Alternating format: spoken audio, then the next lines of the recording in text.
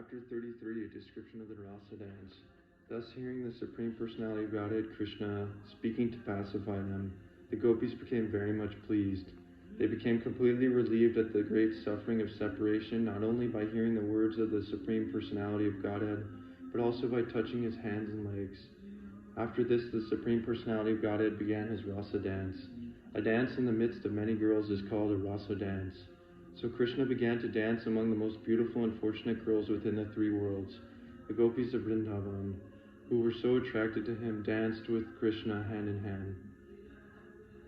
Krishna's Rāsa dance should never be compared to any kind of material dance, such as a ball dance or a society dance. The Rāsa dance is completely spiritual performance. In order to establish this fact, Krishna, the supreme mystic, expanded himself into many forms and stood beside each gopi. Placing his hands on the shoulders of the gopis on both sides of him, he began to dance in their midst. The mystic expansions of Krishna were not perceived by the gopis because Krishna appeared alone to each of them.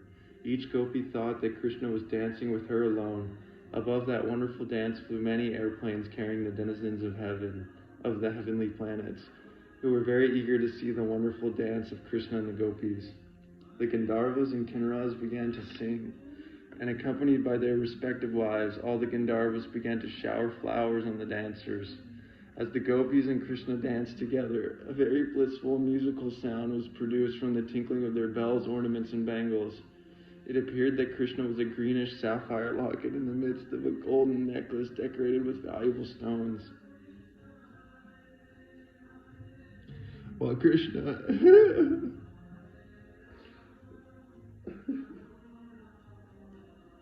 Krishna and the gopis danced, they displayed extraordinary bodily features. The movements of their legs, their placing their hands on one another, the movements of their eyebrows, their smiling, and movements of the gopis' breasts, clothes, and earrings, their cheeks, their hair, and with flowers. As Krishna and the gopis sang and danced, these combined to appear like clouds, thunder, snow, and lightning. Krishna's bodily features appeared just like a group of clouds. The gopis' songs were like thunder. Their beauty appeared just like lightning in the sky, and the drops of perspiration visible on their faces appeared like falling snow. In this way, the gopis and Krishna fully engaged in dancing. The necks of the gopis became tinted with red due to their desire to enjoy Krishna more and more. To satisfy them, Krishna began to clap his hands in time with their singing. Actually, the whole world is full of Krishna's singing, but it is appreciated in different ways by different kinds of living entities. This is confirmed in the Bhagavad Gita, Ye yata mam prapadyante tam tataiva bhajamyaham. Krishna's dancing and every living entity is also dancing, but there is a difference between the dancing in the spiritual world and that in the material world. This is expressed by the author of the Chaitanya Charitamrita, who says that the master dancer is Krishna and everyone else is his servant. Everyone is trying to imitate Krishna's dancing. Those who are actually in Krishna consciousness respond rightly to the dancing of Krishna. They do not try to dance independently. But those in the material world try to imitate Krishna as the Supreme Personality of Godhead. The living entities are dancing under the direction of Krishna's Maya and are thinking that they are equal to Krishna. But this is not a fact. In Krishna consciousness, this misconception is absent, for a person in Krishna consciousness knows that Krishna is the Supreme Master and everyone else is his servant. One has to dance to please Krishna, not to imitate or attempt to become equal to the personality of Godhead. The gopis wanted to please Krishna, and therefore, as Krishna sang, they responded and encouraged him by saying, "Well done, well done." Sometimes they presented beautiful music for his pleasure, and he responded by praising their singing. When some of the gopis became very tired from dancing and moving their bodies, they placed their hands on the shoulders of Sri Krishna. Then their hair loosened and flowers fell to the ground. When they placed their hands on Krishna's shoulder, they became overwhelmed by the fragrance of his body, which emanated from the lotus, other aromatic flowers, and the pulp of sandalwood. They became filled with attraction for him, and they began to kiss him. Some gopis touched Krishna's cheek to cheek. Some gopis touched Krishna cheek to cheek, and Krishna began to offer them chewed betel nuts from his mouth. which they accepted with great pleasure by kissing, and by accepting those betel nuts the gopis spiritually advanced. The gopis became tired after long singing and dancing. Krishna was dancing beside them, and to alleviate their fatigue they took Sri Krishna's hand and placed it on their raised breasts. Krishna's hand as well as the breasts of the gopis are eternally auspicious. Therefore, when they combined, both of them became spiritually enhanced. The gopis so enjoyed the company of Krishna, the husband of the goddess of fortune, that they forgot that they had any other husbands in the world. And upon being embraced by the arms of Krishna and dancing and singing with him, they forgot everything.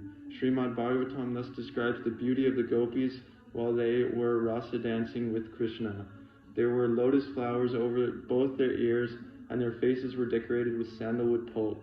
They wore tilak, and there were drops of perspiration on their smiling mouths. From their feet came the tinkling sound of ankle bells and bangles. The flowers within their hair were falling to the lotus feet of Krishna, and he was very satisfied. As stated in the Brahma Samhita, all the gopis are expansions of Krishna's pleasure potency.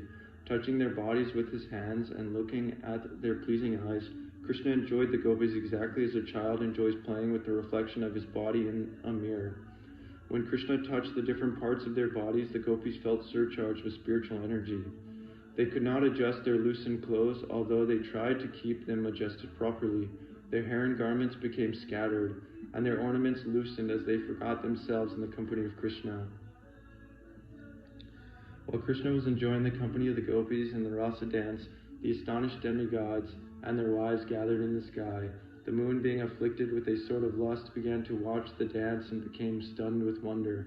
The gopis had prayed to goddess Katyayani to have Krishna as their husband. Now Krishna was fulfilling their desire by expanding himself in as many forms as there were gopis and enjoying them exactly like a husband. Srila Sukadeva Goswami has remarked that Krishna is self-sufficient. He is Atma Ram. He doesn't need anyone else for his satisfaction, but because the gopis wanted Krishna as their husband, he fulfilled their desire. When Krishna saw that the gopis were tired from dancing with him, he immediately began to wipe his hands over their faces so that their fatigue would be relieved. In order to reciprocate the kind hospitality of Krishna, the gopis began to look at him lovingly. They were overjoyed by the auspicious touch of the hand of Krishna. Their smiling cheeks shone with beauty, and they began to sing the glories of Krishna with transcendental pleasure. As pure devotees, the more the gopis enjoyed Krishna's company, the more they became enlightened with his glories, and thus they reciprocated with him. They wanted to satisfy Krishna by glorifying his transcendental pastimes. Krishna is the Supreme Personality of Godhead, the Master of all masters, and the gopis wanted to worship him for his unusual exhibition of mercy upon them. The gopis and Krishna entered the water of the Yamuna just to relieve their fatigue from the rasa dance. The lily flower garlands around the necks of the gopis were strewn to pieces due to the gopis embracing the body of Krishna, and the flowers were reddish from being smeared with the kukuma on their breasts. The bumblebees were humming about in order to get honey from the flowers. Krishna and the gopis entered the water of the Yamuna just as an elephant enters a water tank with his many female companions. Both the gopis and Krishna forgot their real identities, playing in the water, enjoying each other's company, and relieving the fatigue of rasa dancing. The gopis began to splash water on the body of Krishna, all the while smiling, and Krishna enjoyed this. As Krishna was taking pleasure in the joking words and splashing water, the demigods and the heavenly planets showered flowers. The demigods thus praised the super excellent rasa dance of Krishna, the supreme enjoyer, and his pastimes with the gopis in the water of the Yamuna. After this, Lord Krishna and the gopis came out of the water and began to stroll along the bank of the Yamuna, where a nice breeze was blowing, carrying the aroma of different kinds of flowers over the water and land. While strolling on the bank of the Yamuna, Krishna recited various kinds of poetry. He thus enjoyed the company of the gopis in the soothing moonlight of autumn. Sex desire is especially excited in the autumn season, but the wonderful thing about Krishna's association with the gopis is that there was no question of sex desire. It was, as clearly stated in the Bhagavad description by Sukadeva Goswami, Avarudha Sarata. The sex impulse was completely controlled. There is a distinction between Lord Krishna's dancing with the gopis and the ordinary dancing of living entities within the material world. In order to clear up further misconceptions about the Rāsa dance and the affairs of Krishna and the gopis, Maharaj Parikshit, the hero of Srimad Bhagavatam, told Sukadeva Goswami, Krishna appeared on the earth to establish the regular principles of religion and to curb the predominance of irreligion. But the behavior of Krishna and the gopis might encourage irreligious principles in the material world. I am simply surprised that I would act in such a way, enjoying the company of others' wives in the dead of night. This statement of Maharaj Parikshit was very much appreciated by Sukadeva Goswami. The answer anticipates the abominable acts of the Mayavad impersonalists who place themselves in the position of Krishna and enjoy the company of young girls and women. The basic Vedic injunction never allow a person to enjoy sex with any woman except his own wife. Krishna's appreciation of the gopis appeared to be distinctly in violation of these rules. Maharaj Parikshit understood the total situation of Sukadeva Goswami, yet to further clarify the transcendental nature of Krishna and the gopis in the Rāsa dance, he expressed his surprise. This is very important in order to check the unrestricted association with women by the Prakrita Sahajyas. In his statement, Maharaj Parikshit has used several important words which require clarification. The first word is jugupshitam, means abominable. The first doubt of Maharaj Parikshit was as follows. Lord Krishna is the Supreme Personality of Godhead who had invented himself to establish religious principles. Why then did he mix with others' wives in the dead of night and enjoy dancing, embracing, and kissing? According to the Vedic injunctions, this is not allowed. Also, when the gopis first came to him, he gave instructions to them to return to their homes.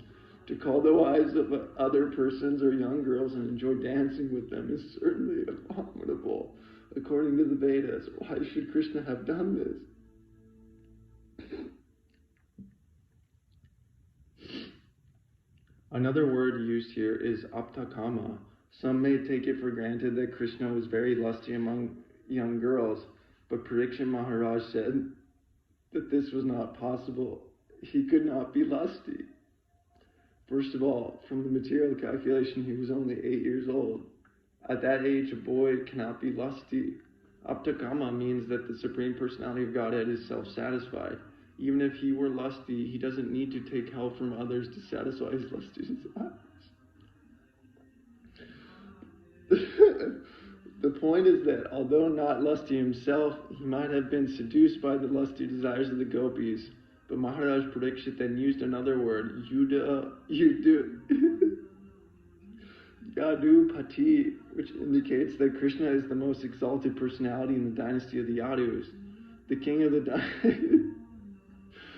kings in the dynasty of Yadu were considered to be the most pious, and their descendants were also like that. Having taken birth in that family, how could Krishna have been seduced even by the gopis? It is concluded, therefore, that it was not possible for Krishna to do anything abominable. But Maharaj Parikshit was in doubt as to why Krishna acted in that way. What was the real purpose? Another word Maharaj Parikshit used when he addressed Sukadeva Goswami is suvrata, which means to take a vow to enact pious activities. Sukadeva Goswami was an educated brahmachari, and under the circumstances, it was not possible for him to indulge in sex. This is strictly prohibited for brahmacharis, and what to speak of a brahmachari like Sukadeva Goswami. But because the circumstances of the Rāsa dance were very suspect, Maharaj Parikshit inquired for clarification from Sukadeva Goswami. Sukadeva Goswami immediately replied that transgressions of religious principles by the Supreme Controller testify to his great power. For example, fire can consume any abominable thing. That is the manifestation of the supremacy of fire. Similarly, the sun can absorb water from a urinal or from stool. And the sun is not polluted. Rather, due to the influence of the sunshine, the polluted, contaminated place becomes disinfected and sterilized. One may also argue that since Krishna is the supreme authority, his activities should be followed. In answer to this argument, Sukadeva Goswami has very clearly said that the Ishvara, or Supreme Controller, may sometimes violate his own instructions, but this is possible only for the controller himself, not for the followers. Unusual and uncommon activities for the controller can never be imitated. Shukadeva Goswami warned that the conditioned followers who are not actually in control should never even imagine imitating the uncommon activities of the controller. A Mayavadi philosopher may falsely claim to be God or Krishna, but he cannot actually act like Krishna. He can persuade his followers to falsely imitate the Rāsa dance, but he is unable to lift Govardhan hill. We have many experiences in the past of Mayavadi rascals who delude their followers by posing themselves as Krishna in order to enjoy Rasa Lila. In many instances, they were checked by the government, arrested, and punished. In Orissa, Thakur Bhaktivedanta punished a so-called incarnation of Vishnu who was imitating the Rasa Lila with young girls. There were many complaints against the so-called incarnation. At the time, Bhaktivedanta Thakur was a magistrate, and the government deputed him to deal with that rascal, and he punished him very severely. The Rasa Lila dance cannot be imitated by anyone. Sukadeva Goswami warns that one should not even think of imitating it. He specifically mentions it that if, out of foolishness, one tries to imitate Krishna's Rasa dance, he will be killed, just like a person who wants to imitate Lord Shiva's drinking of an ocean of poison. Lord Shiva drank an ocean of poison and kept it within his throat.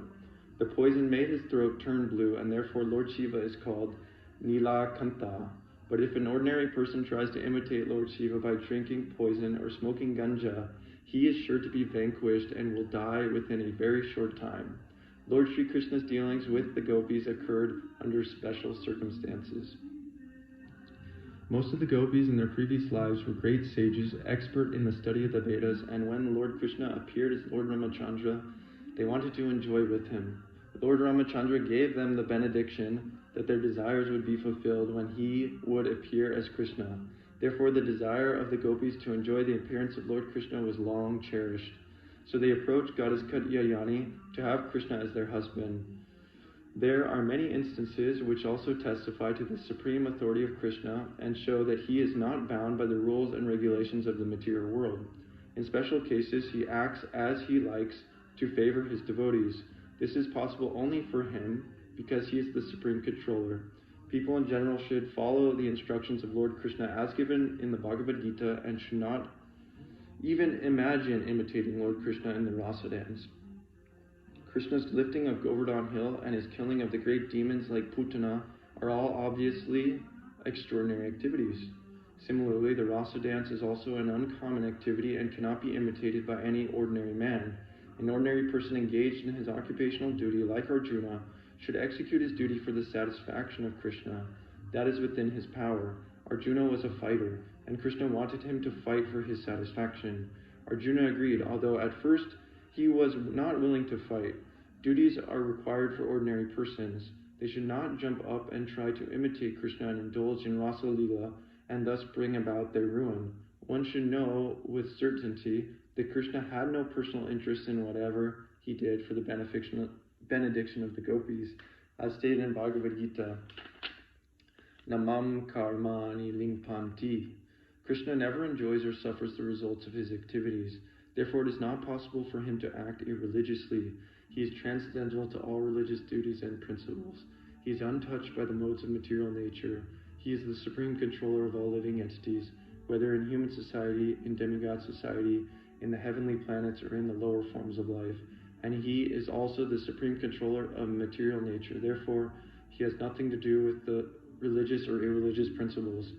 Sukadeva Goswami further concludes that the great sages and devotees who are washed clean of all conditioned life can move freely even within the contamination of material nature by keeping Krishna, the Supreme Personality of Godhead, within their hearts.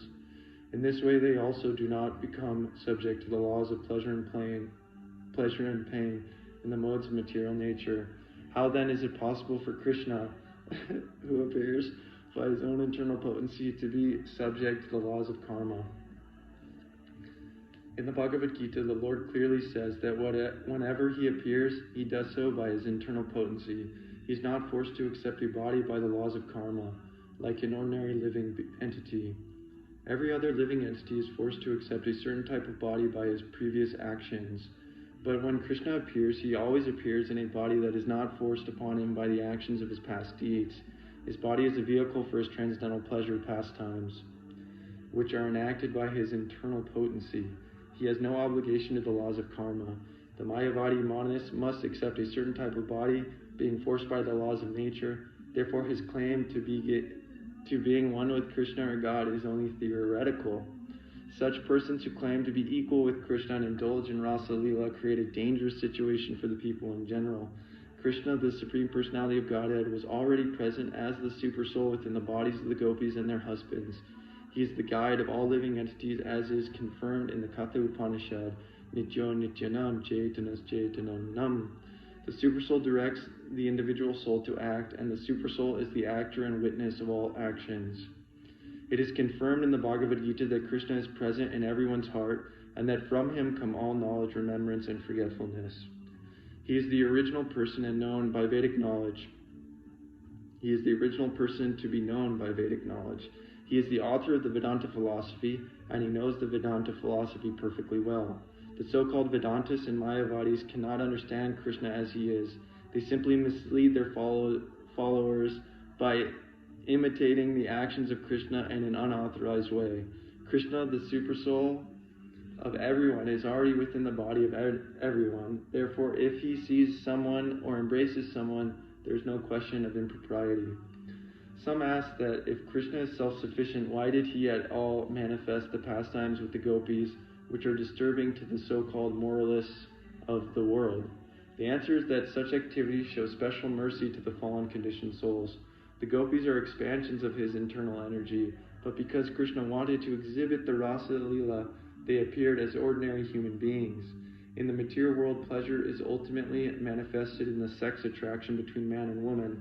The man lives simply to be attracted by the woman, and the woman lives simply to be attracted by men. That is the basic principle of material life. As soon as these attractions are combined, people become more and more implicated in material existence. In order to show them special favor, Krishna exhibited this Rasa Lila dance. It is just to captivate the conditioned souls. Since they are very much attracted by sex, they can enjoy the same life with Krishna and thus become liberated from material condition. In the second canto of Srimad Bhagavatam, Maharaj Parikshit also explains that the pastimes and activities of Lord Krishna are medicine for the conditioned souls. If they simply hear about Krishna, they become relieved of the material disease. They are addicted to material enjoyment and are accustomed to reading sex literature. But by hearing these transcendental pastimes of Krishna with the gopis, they will be relieved of material contamination. How they should hear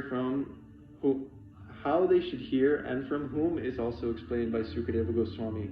The difficulty is that the whole world is full of Mayavadis, and when they become professional reciters of Srimad Bhagavatam, and when people without knowing the effect of the Mayavad philosophy hear from such persons, they become confused. Discussion of the Rasa Lila among people in general is discouraged because they are affected by the Mayavad philosophy, but if one who is advanced explains and people hear from him, certainly the hearers will be gradually elevated to the position of Krishna consciousness and liberated from material contaminated life. Another important point is that none of the gopis who danced with Krishna were in their material bodies. They danced with Krishna in their spiritual bodies. All their husbands thought that their wives were sleeping by their sides. And so the so-called husbands of the gopis were already enamored with the influence of the external energy of Krishna. So by dint of this very energy, they could not understand that their wives had gone to dance with Krishna. What then is the basis of accusing Krishna of dancing with others' wives? The bodies of the gopis, which were their husbands, were lying in bed, but the spiritual parts and parcels of Krishna were dancing with him. Krishna is the Supreme Person, the whole Spirit, and he danced with the spiritual bodies of the gopis. There is therefore no reason to accuse Krishna in any way. After the Rasa dance was over, a night of Brahma, a very long period, as mentioned in the Bhagavad Gita, turned into the Brahma Muhurta. The Brahma Muhurta takes place about 1.5 hours before sunrise. It is recommended that one should rise from bed at that time and, after finishing daily ablutions, take to spiritual activities by performing Mangala Arati and chanting the Hare Krishna mantra. This period is very convenient for the execution of spiritual activities. When that auspicious moment arrived, Krishna asked the gopis to leave. Although his beloveds were not willing to quit his company, they were very obedient to him. As soon as Krishna asked them to go home, they immediately left and returned home. Shukadeva Goswami concludes this episode of the Rāsa Lila by pointing out that if a person hears from the right source about the pastimes of Krishna, who is Vishnu himself, and the gopis, who are expansions of his energy, then he will be relieved of the most dangerous type of disease, namely lust. In other words, one who actually hears the Rāsa Lila will become completely freed from the lusty desire of sex life and elevated to the highest level of spiritual understanding. Generally, because they hear the Rāsa Lila from Mayavadis, they themselves are Mayavadis.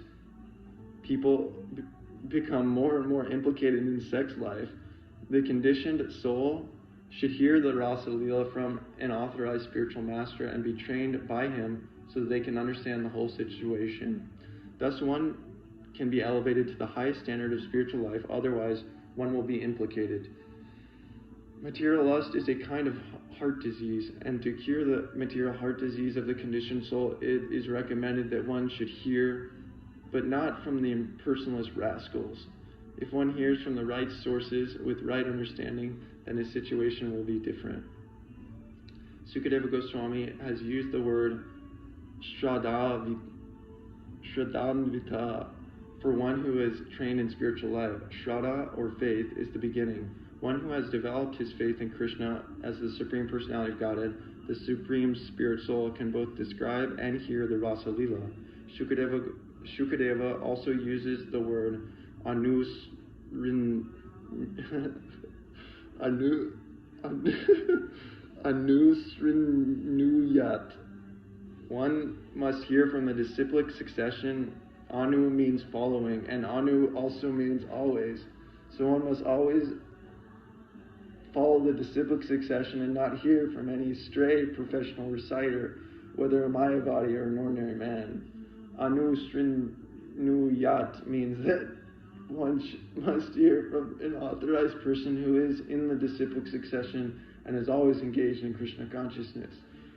When a person hears the Rāsa Lila in this way, the effect will be sure. He will be elevated to the highest position of spiritual life. Sukadeva Goswami uses two specific words, Bhaktim and Param. Bhaktim Param means execution of devotional service above the neophyte stage. Those who are simply attracted to temple worship but do not know the philosophy of bhakti are in the neophyte stage. That sort of bhakti is not the perfectional stage. The perfectional stage of bhakti or devotional service is completely freed from material contamination. The most dangerous aspect of contamination is lust or sex life. Bhaktim Param. Devotional service is so potent that the more one advances in this line, the more he loses his attraction for material life. One who is actually deriving benefit from hearing the Rāsa Lila dance surely achieves the transcendental position. He surely loses all traces of lust in his heart. Srila Vishwanath Chakravarti Thakur points out that according to the Bhagavad Gita, Brahma's day and Brahma's night are periods of solar years expanding 4,300,000 multiplied by 1,000. Multiplied by 1,000. According to Vishwanath Chakravarti Thakur, the Rasa dance was performed during the long period of Brahma's night, but the gopis could not understand that. In order to fulfill their desire, Krishna extended the night to cover such a great period of time. One may ask how this was possible, and Vishwanath Chakravarti Thakur reminds us that Krishna, although bound by a small rope, could show his mother the whole universe within his mouth. How is this possible? The answer is that he can do anything for the pleasure of his devotees. Similarly, because the gopis wanted to enjoy Krishna, they were given the opportunity to associate with him for a long period. This was done according to his promise. When Krishna stole the garments of the gopis while they were taking a bath at Chiragata on the Yamuna, he promised to fulfill their desires in some future night. In one night, therefore, they enjoyed the company of Krishna as their beloved husband, but that night was not an ordinary night. It was a night of Brahma, lasting millions and millions of years. Everything is possible for Krishna, for he is the supreme controller. Thus ends the Bhaktivedanta purport of the 33rd chapter of Krsna, description of the Rāsa dance.